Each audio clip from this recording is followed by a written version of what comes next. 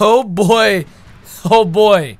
It seems as though a lot of speculation being put into what the hell that thing that Boruto summoned is actually coming back to bite him in the ass. The thing that he summoned is actually called a Nui. Our boy Shino Bentril actually made an analysis video about it. I'll leave that in the description down below. He made an analysis video about it when we first saw what the hell Boruto summoned. We were actually in a call and he told me about it. He did his background research and such as that. I looked into it as well, and it definitely made sense. A Nui is a beast with a snake-like tail, and that's exactly what this thing is, or they're talking about a Nui. So it seems as though whatever Boruto summoned plays a role within this. It also seems as though Mitsuki plays a massive role into this. We just kind of thought that he might play a role. We also kind of thought as well that he just has information or doesn't play a role at all. But no, he plays a role in this week's episode. If you guys did enjoy this week's episode though, by all means, don't forget to hit that like button for me down below to support the series. Subscribe if you already have not. And let's just talk. Let's just talk. So, a lot of stuff is going on right now. Boruto is actually, you can call it maturing. He's going through a state of maturity right now. And also a state of shock. A close friend of his had a near-death experience. And what's really resembling about all of this is, and yes, his scene is silhouetted from that, is the Sasuke retrieval mission. There was a, it's like backwards though, where like Naruto was in bed and Sakura trying to calm him down. This time, the class representative was in bed and Boruto trying to calm her down, kind of like that, because the class representative have instincts. She has instincts where she's like Sakura, but she's really Hinata to Boruto. You know, she really, her whole entire personality is Hinata to the Boruto. But she has instances where she resembles Sakura, where certain scenes that Sakura was in the exact same format. Otherwise, you can see where the ship is building, though. You can see where the ship is building. And for Boruto, you can see from his facial expression, you can see from facial expression, he really has not gone through anything like this for a very long time. Or at all. This is his first time going through something like this. He is in utter disbelief that his friend, a close friend of his, a classmate, almost had this near-death experience, and it could have been his fault.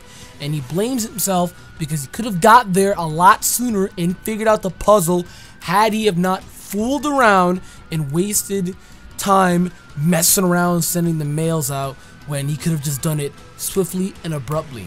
So yeah, I understand why he's blaming himself. At the same time, you probably shouldn't do that, because where's that gonna get you? She's still in the hospital bed. She's still in the hospital. You're still over there, fine. The ghost is still out there.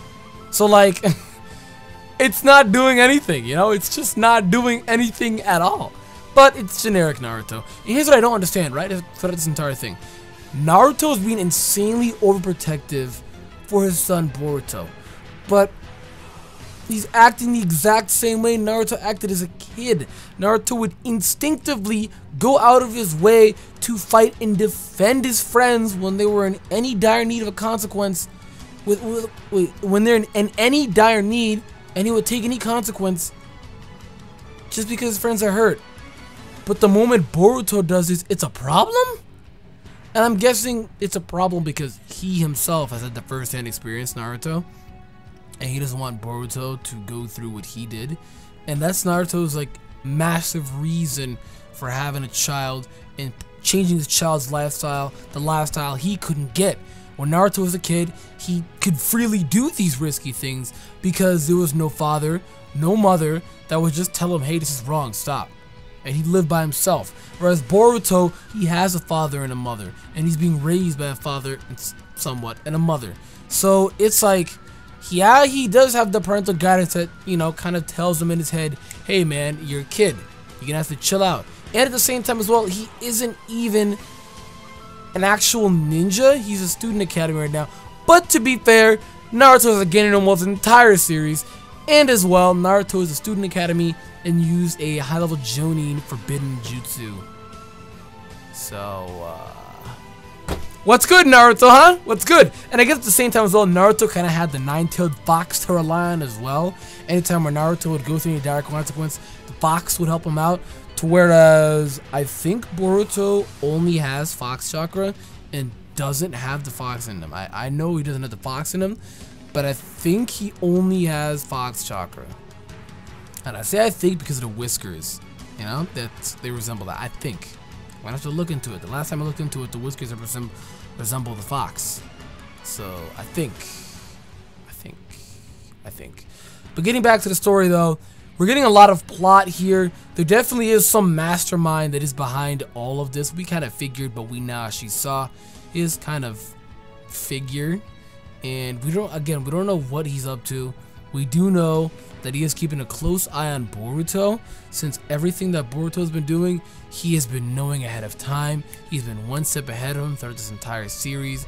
Anytime Boruto goes somewhere, it's like he knows. So it's like he was trying to get somebody close from Boruto, and Boruto was desperately not gonna let this happen, dude. He was desperately not gonna let this happen because one of his close friends got hurt. He didn't want another close friend to get hurt because Metal Lee could have gotten hurt, Shino could have gotten hurt. They've all been getting lucky. Hell, even Denki could have gotten hurt. They've all gotten lucky, dude. They've all gotten lucky. But the class rep actually got physical pain. And then the man that was, you know, possessed by this ghost, that dude is almost dead. Did you see Sakura working on him, dude? That dude was almost dead. So what Naruto is saying is kind of true. They have been getting very lucky. But at the same time as well, I don't think it's luck. I think a part of it is luck that they've been getting out of this unscratched. But at the same time as well, the big part that isn't luck is it's kind of a coincidence. He wants to keep them alive. You know, at least the important guys. The side guys, I don't think he cares about much. Like most of Boruto's friends. But Boruto himself wants to keep alive. For some type of agenda? I don't know. At this point, it doesn't make any sense. I think at this point though, he does want the eye. I think he wants to keep Boruto alive until he can get this eye. Or maybe kill him backwards, reverse. Like, what am I talking about here? Do you want him alive or want him dead? I think he maybe both. Maybe, honestly, at this point, both. Like, Boruto's eye is very important. At the same time, what if it's so important? He needs him gone. So, shit, we're going to have to see where that goes. But it's an eye. It's a visual prowess. We know the Naruto series and how it works. They always want to steal the eyes. They always want to steal the visual prowess. That's basic Naruto. They want to steal it and put it in their own eye sockets. It's like every person in Naruto's a surgeon. How do you do this without not getting HIV, dude? It's beyond me. You're putting another man's blood in your eye socket. Beyond me, dude. Beyond me. And how can you even see? I don't get it, dude. Chakra, beyond me, dude. At this point, it's beyond me. But the Nui that Naruto or Boruto summoned up when it did the summoning jutsu, bro, it's playing a role. Is playing a role because he actually also summoned a Nui. So a lot of things to speculate. Number one, this could be a different Nui. Number two, what if the Nui's a tailed beast and that can't go, you know, across anybody's eyes because yeah, people are gonna say he summoned it. How can it be a tailed beast? Tailed beasts can be summoned. They can be summoned. I mean, the nine-tailed fox is summoned. But I feel like that's a stretch. You know what I mean, guys? That's a reach. I doubt it. That is a long stretch. Like, at this point, we're just speculating anything at this point.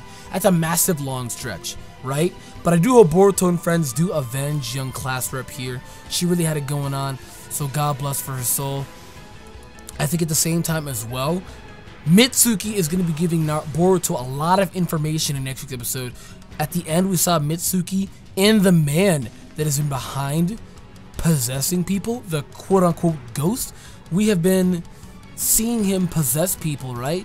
And he's kind of like the mastermind behind the ghost, right? But we've been seeing him possess people with the ghost, and Mitsuki seems to know a lot about this. At this point, we just thought Mitsuki knew a lot about the situation and not about whom was behind it. Maybe he was interested in Boruto because he also wanted to find out whom was behind it with Orochimaru.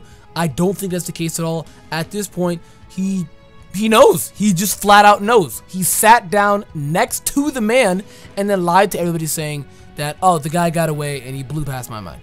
I'm like, buddy, you know, dude. You 100% know, dude. He 100% knows. So it's like, who is it and why? But Mitsuki is going to let Boruto in next week's episode. We saw that in the preview. He's going to be letting him know. Shout out to Shino. Shino stood up for Naruto. He 100% stood up for him since Naruto's own father wouldn't do it. And I mean, to be fair, he isn't even a genin yet. And not to mention, we see the flaws in his ninja skill and his ninjutsu, in his taijutsu. We see the flaws. His gentle palm fist technique could use some work. He does miss kunais every now and then, not too accurate. The shadow clones are decent, but he does burn himself out a lot faster than Naruto did. Because Naruto had the Nine Tails chakra, so Naruto could endlessly do that shit. And possibly like never get burnt out.